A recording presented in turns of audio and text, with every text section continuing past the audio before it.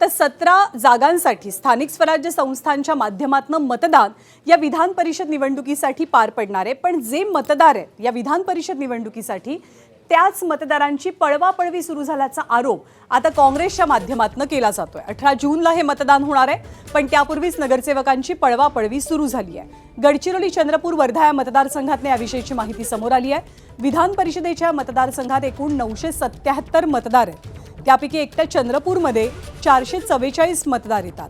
त्यातले काँग्रेसकडे 221 तर भाजपकडे 136 नगरसेवक आहेत।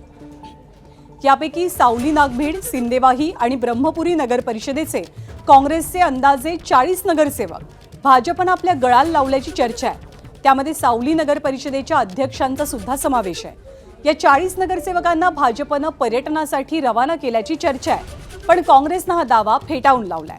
आम्ही सगळ्या नगरसेवकांना सुरक्षित ठिकाणी ठेवल्याची माहिती काँग्रेसच्या जिल्हाध्यक्षांकडून देण्यात आली आहे।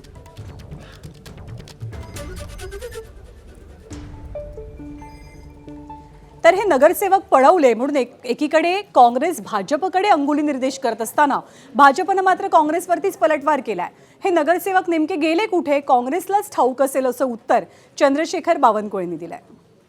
मी आधीच सांगितलं की काँग्रेसचे नगराध्यक्ष नगरसेवक कुठे गेले हे तिथल्या नेत्यांनी बघायचं आहे। काँग्रेसचे नेते याकरता सक्षम आहे, त्यांच्या पक्षात मी बोलणे काही योग्य नाही।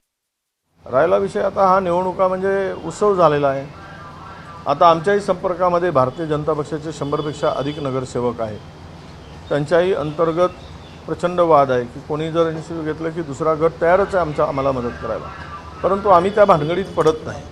आम्हाला या घोडेबाजार जो काही चालला आहे आणि हा उत्सव चालला आहे पळापळीचा, आत्ताच माझ्या माहितीप्रमाणे 5-5 लाख रुपये देऊन काही नगरसेवकांना